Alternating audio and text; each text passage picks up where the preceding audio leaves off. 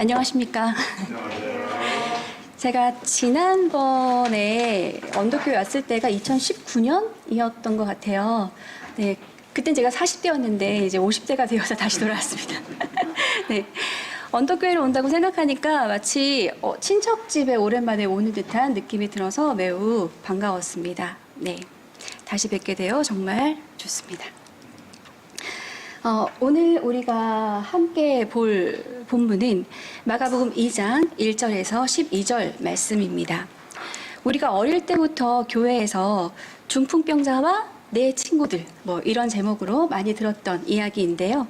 이 본문이 오늘 우리에게 어떤 메시지를 던져줄지 기대하면서 함께 살펴보도록 하겠습니다. 네.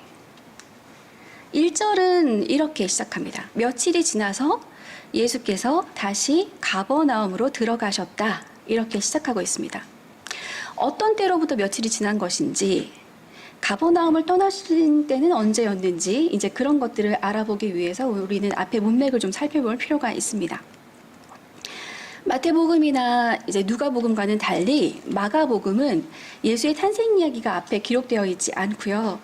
바로 세례 요한의 선포부터 이제 빵 시작하고, 그리고 이어서 예수님께서 세례 요한에게 세례를 받으시는 장면부터 복음서가 본격적으로 시작합니다. 그래서 진행이 매우 빨라요. 1장에서 이미 막 제자를 부르시고 놀라운 기적들을 행하는 그런 복음서가 바로 마가복음입니다.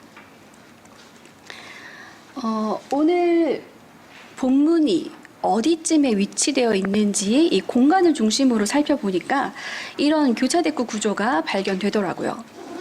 그러니까 1장 16절에서 20절까지는 갈릴리 바닷가에서 이제 4명의 제자들 시몬, 안드레, 야고보, 요한을 부르시고요.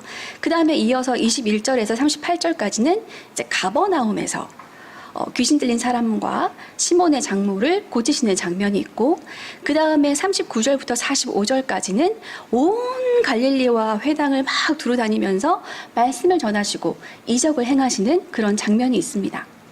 그리고 2장 1절부터 12절, 오늘 본문이죠. 다시 가버나움에서 이제 중풍병자를 고치시는 장면이 있고, 그 다음에 마지막으로는 바닷가에서 세례를 만나 제자를 삼으시는 장면이 있습니다. 이런 교차대구 구조는 성서에서 굉장히 많이 발견되는 구조인데, 보통 이 고대 이스라엘 사람들의 이 사고에 이 앞과 끝을 맞추고 대응시키면서 자기가 하고 싶은 메시지를 중간에 딱 넣는 이제 그런 구조를 많이 사용하거든요.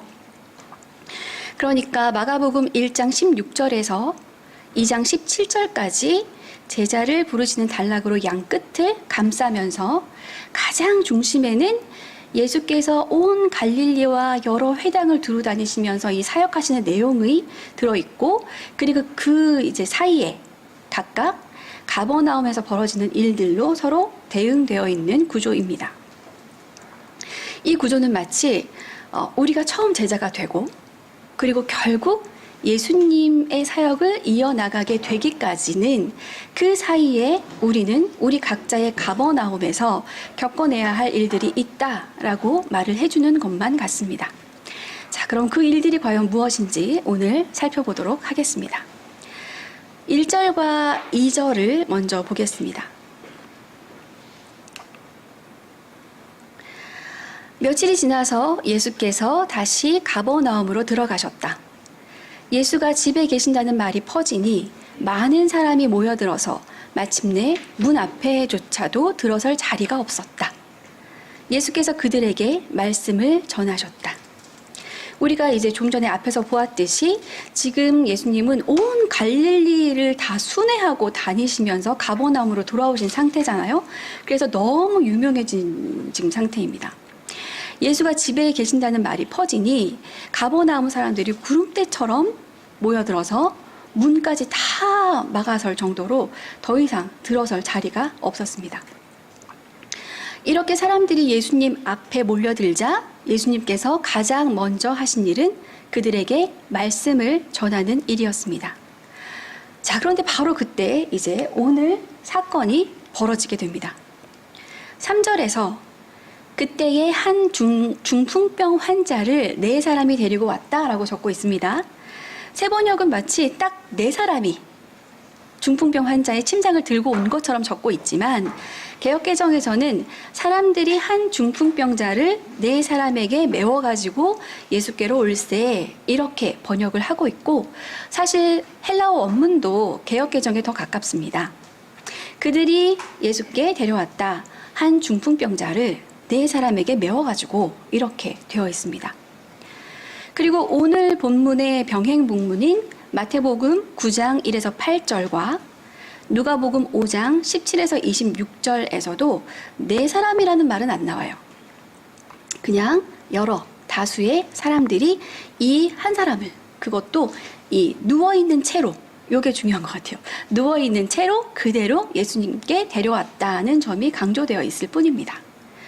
그러니 본문을 통해서 우리가 상상해 볼 수 있는 것은 이제 이런 상상을 같이 한번 해보시죠. 이 중풍병자가 살고 있는 이 작은 마을이 있었던 거예요. 그런데 동네 사람들이 이 예수님께서 가버나움에 다시 오셨다는 소식을 들은 거죠.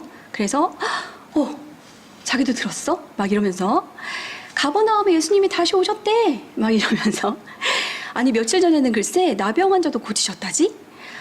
우리도 저 중풍이 심해서 누워만 있는 저 이 씨를 예수님께 한번 데려가 볼까?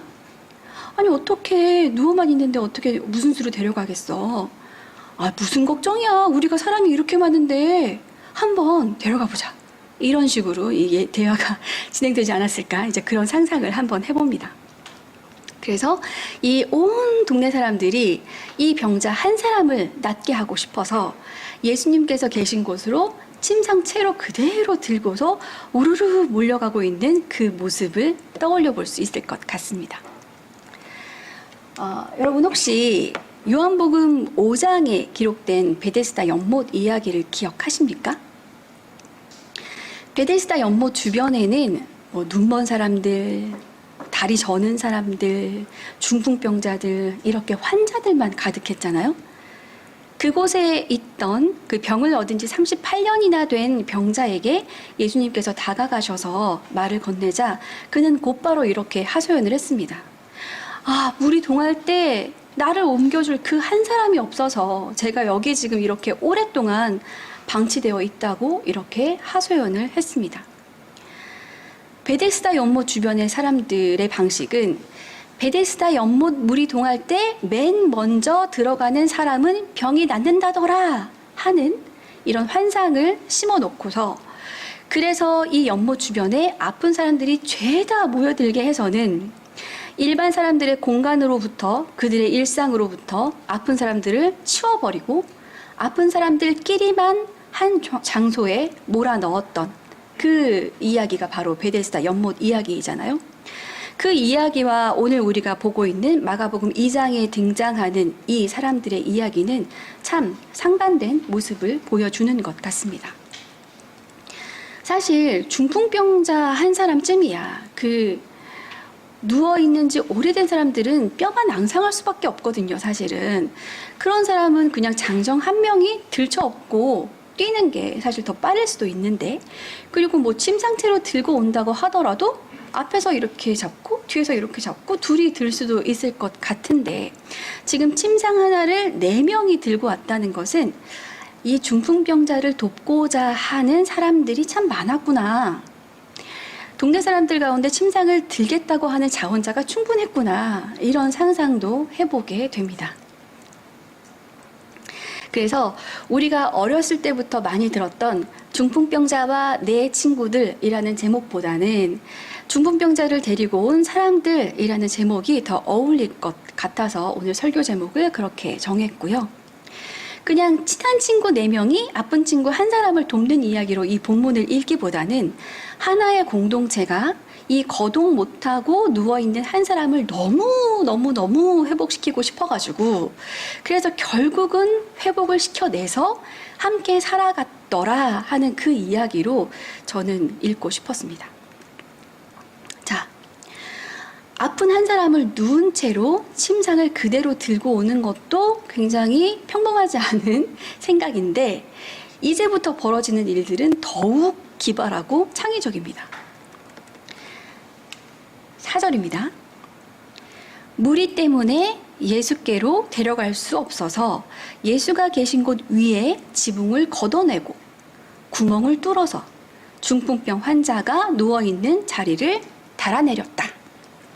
와, 지금 이 사람들 어떻게 하고 있냐 하면 중풍병자의 침상을 그대로 예수님 앞으로 그 가득 메운 사람들 사이를 헤치고 갈 수가 없으니까 아예 지붕 위로 올라가는 거예요. 그래서 지붕을 걷어내버리는 거예요. 그리고 예수님이 계신 곳을 잘 조준해가지고 이제 침상을 달아내리는 그런 일을 하고 있습니다. 아마 국민의힘당의 이준석 대표가 그 자리에 있었더라면 아니 이런 비문명적 불법 시위를 하다니 하고 비난을 했을 테지만 예수님은 그러시지 않으셨습니다. 오히려 그 모습을 좋게 봐주셨습니다. 5절입니다. 예수께서는 그들의 믿음을 보시고 중풍병 환자에게 이 사람아 네 죄가 용서받았다 하고 말씀하셨다. 예수님은 지금 눈앞에 누워있는 자신이 고쳐주어야 하는 중풍병자의 그 상태를 보신 것이 아니고요. 그 중풍병자가 착한 일 얼마큼 했는지, 사람들에겐 잘했는지, 믿음이 좋은지 이런 걸 확인한 것이 아니고 이 환자를 데려온 사람들의 믿음을 보시고 중풍병자를 낫게 해주셨습니다. 5절에서는 분명히 그의 믿음이 아니라 그들의 믿음이라고 복수 형태로 기록하고 있습니다. 저는 오늘 이 본문을 보면서 최근 이슈가 되고 있는 장애인 이동권 시위가 생각났습니다. 여러분도 잘 알고 계시듯이 얼마 전에 휠체어를 탄 장애인 6명과 이들과 함께 온 30명 정도의 사람들이 출근 시간에 지하철 3호선 경복궁역에서 지하철을 탔습니다. 그냥 지하철을 탄 거예요. 목에는 장애인 이동권, 교육권, 노동권, 탈시설권을 보장하라라는 피켓을 걸고 그냥 지하철에 올라탔습니다. 휠체어를 탄 사람이 올라타면 지하철 안에 타고 있던 사람이 이렇게 자리를 좀 비켜주고 그리고 또 다음 휠체어를 탄 사람이 올라타면 또 비켜주고 이런 식으로 해서 차량 출발이 10분 정도 지연되었다고 합니다. 그곳에 있던 어떤 사람들은 장애인들의 시위를 이해하고 응원해 주었고 또 어떤 사람은 시민을 볼모로 협박한다고 욕을 하면서 왜 장애인이 출근 시간에 지하철을 타서 시민들을 불편하게 하느냐 하고 비난했습니다. 여러분은 만약 그 자리에 계셨더라면 어떠셨을 것 같아요? 네. 대면 예배 때는 이렇게 막 물어보면 대답하고 막 이런 것이 자유로울 줄 알았는데 또 막 그런 것만은 아니군요. 네. 네. 여러분은 응원하는 사람입니까? 아니면 비난하는 사람입니까? 아니면 혹시 장애인 6명과 함께 온 그 30명 중에 한 명입니까? 아마 마가복음 2장의 현장에서도 딱 이 세 부류의 사람들이 있었을 것 같아요. 지붕을 뜯고 중풍병자의 침상을 예수 앞에 달아내린 그 사람들, 그리고 그 모습을 이렇게 바라보면서 저 중풍병 환자가 정말 깨끗이 나았으면 좋겠다라고 마음으로 빌어주는 사람들. 또 어떤 사람들은 예수님 말씀 지금 잘 듣고 있었는데 왜 이렇게 방해를 하는 거야? 라고 짜증이 난 사람들, 이런 사람들이 있었겠죠. 자, 여기에 안 넘어갔는데요?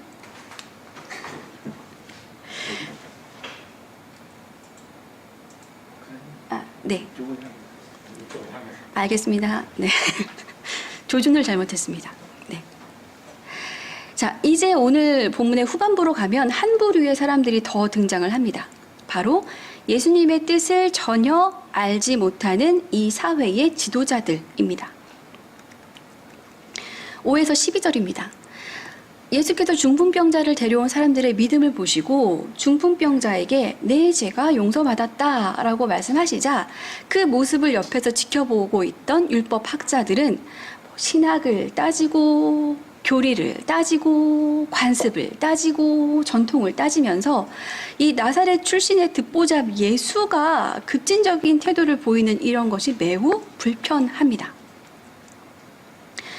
그러면 왜 율법 학자들의 이런 생각을 모르셨을 리 없는 예수님은 그냥 병이 나았다라고 하면 될 것을 왜 굳이 네 죄가 용서받았다라고 말씀하셨을까요? 바로 10절에 나와 있죠. 인자가 땅에서 죄를 용서하는 권세를 가지고 있음을 너희에게 알려주기 위해서라고 하십니다. 자, 여기서 인자가 누구인가는 굉장히 신학적으로 어려운 문제이고 다른 견해가 존재하는데, 보수적인 쪽에서는 인자가 예수님을 지칭하는 것이라고 하고, 진보적인 쪽에서는 여기서 인자는 사람이라고 주장을 합니다. 저는 2장 10절의 인자를 사람이라고 보는 입장입니다. 마가복음 8장 이후에 이 메시아의 고난이나 재림과 관련되어 나오는 맥락에서는 의심의 여지 없이 인자는 예수님을 지칭하는 기독론적 호칭이라고 생각하지만, 이 2장 10절과 그리고 성경책을 한 장 뒤로 넘기면은 그 2장 28절에 인자가 안식일의 주인이라는 구절이 있거든요. 이렇게 2장에 등장하는 인자는 사람을 지칭하는 것으로 보는 것이 더 타당하다고 생각합니다.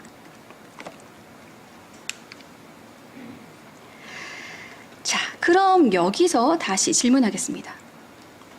왜 예수님은 사람이 땅에서 죄를 용서하는 힘이 있다는 것을 알려주고 싶어 하시는 걸까요? 죄의 용서의 권한은 하나님께만 있다고 모든 사람이 다 그렇게 생각하고 있던 때에 왜 사람이 땅에서 죄를 용서할 수 있다고 이런 위험한 발언을 굳이 하셨던 걸까요? 여기서 중요한 단어는 땅에서라는 말입니다. 몸의 질병이 죄로부터 비롯된다는 생각이 만연하던 이 시대에, 그래서 몸의 병이 낫지 않으면 하나님께서 아직 죄를 용서하지 않으셨다는 생각이 지배적이던 이 시대에 예수님은 이 질병의 고통과 사회로부터의 소외를 동시에 겪는 사람들을 위해서 우리 인간들이 땅에서 죄를 서로서로 용서해 줄 수 있어 라고 그 말을 꼭 하고 싶으셨던 거예요. 오늘 본문에 등장하는 중풍병 환자를 침상채로 들고 온 사람들이 바로 그런 사람들이었기 때문입니다.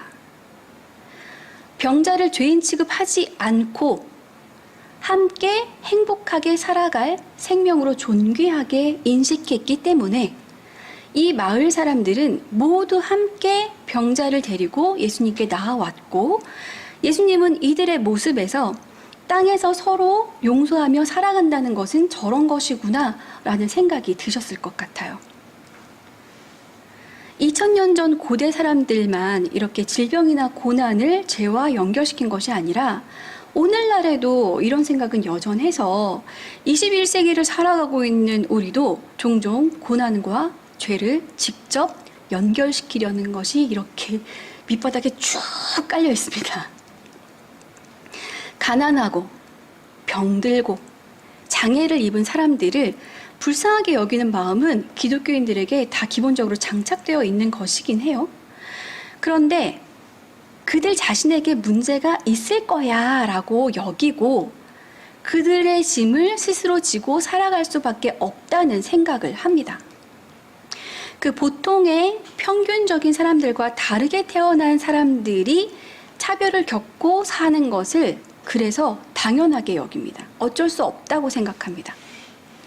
이런 태도는 우리가 오늘 본문에서 보면 예수님의 생각에 가깝기보다 율법 학자들의 생각에 더 가까운 것이죠. 하늘의 용서는 하나님께 맡기고 땅에서는 서로 용서하면서 살아갈 줄 아는 우리들이 되었으면 좋겠습니다. 서로를 낫게 하려고 애를 쓰고 서로를 회복시키려고 애를 쓰고 내 이웃이 지금보다 더 행복한 삶을 사는 것이 마땅한 것처럼 여기고 그렇게 힘써 노력하는 우리 모두가 되길 바랍니다. 오늘날 많은 교회에서는 이 성서를 영적으로 해석하길 좋아합니다. 그래서 오늘 본문을 두고는 이렇게 말을 해요.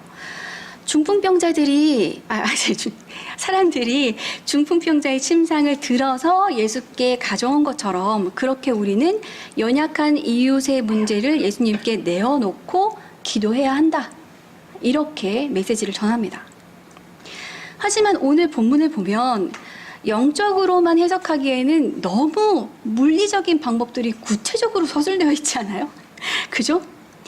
그러니까 때로는 영적인 해석이 우리에게 유익하기도 하지만 저는 오늘 본문만큼은 실제로 일어난 이야기로 듣고 또 그렇게 적용하고 싶습니다. 우리는 다 병들면 몸이 너무 아프고 몸을 쓰면 힘이 드는 그런 존재로 태어났습니다. 인간들은 그런 존재예요. 살과 피를 가진 존재예요. 그래서 마을 안에 중풍병으로 고생하는 한 환자를 위해서 서로 침상을 나눠지면 어깨가 아파요. 살갗이 까져요. 그리고 위험을 감수하면서 지붕에 기어 올라가고 이 손이 아프도록 지붕을 뜯어내고 행여라도 침상이 기울어져서 이 환자가 다칠까봐 온 몸에 힘을 주어서 침상을 달아내리고 그런 몸의 수고를 기꺼이 행했던 그 사람들을 우리 모두가 아주 생생하게 그 수고와 아픔과 막 그 땀 냄새와 막 살갗의 쓰라림과 이런 것들까지 생생하게 우리가 기억했으면 좋겠습니다. 그래서 오늘 우리가 살아가는 세상에서 없는 사람 취급받고 있는 모든 약자들에게 우리의 몸이 좀 다가가서 그들의 회복을 위해서 기꺼이 그 아픈 땀내 나는 수고를 감당하는 우리 모두가 되었으면 좋겠습니다. 오늘은 예수님의 예루살렘 입성을 기념하는 종려주일이면서 고난주간이 시작되는 날입니다. 말씀이 육신이 되어서 사람의 몸을 입고 이 땅에 오신 예수님께서 하나님의 뜻이 왜곡되어 있는 사회에서 억눌리고 고통당하는 이들을 회복시키기 위해 애쓰시다가 고난을 받으셨던 것을 기억하고 우리도 그 일에 동참하기로 결단하는 마음으로 이 기간을 보내야 하겠습니다. 우리 각자의 가버나움에서 생명을 살리는 일들에 힘껏 연대하면서 세상을 바꾸어가는 우리 모두가 되길 주님의 이름으로 축원합니다. 함께 기도합니다.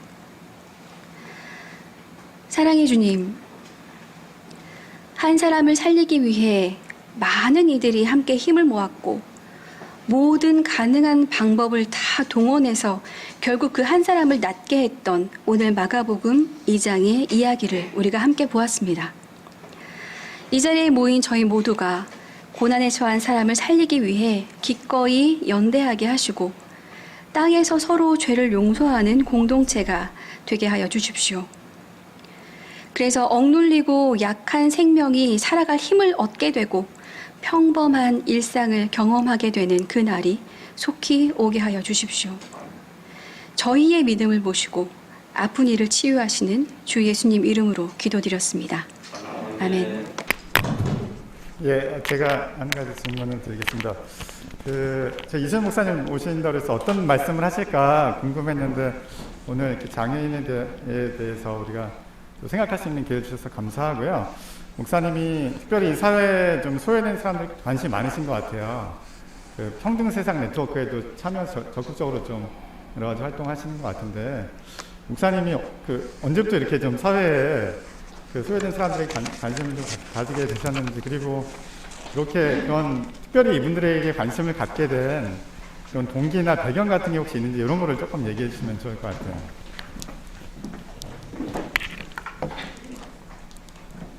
저는 사실 나오나요? 저는 사실 억지로 끌려다니다 보니까 이 지경까지 된 그런 사람인데 네. 사실 신학을 늦게 시작했어요. 44살에 시작했는데 제가 처음에 신학을 공부한 곳이 기독연구원 느헤미야였거든요. 그런데 그곳이 제가 들어갔을 때 목회학 연구과정 1기생을 처음 뽑게 되어서 이 교수님들이 1기생을 어떻게 만들면 좋을지를 너무 고민을 많이 하시다 보니 저희들을 죽도록 훈련을 시키셨습니다. 그래서 그 공동체 내에서도 모든 신학하는 공부가 삶으로 이게 체화되어 나오도록 하는데 많이 신경을 쓰셨던 것 같고 저희 학생들도 그걸 굉장히 중요하게 여겼습니다. 그래서 공부를 하면 그게 공동체 안에 어떻게 삶으로 나와야 되는지에 대해서 고민을 많이 했고 그러다 보니 자연스럽게 사회 현장들을 따라 나갈 수밖에 없게 되었던 것 같습니다. 네.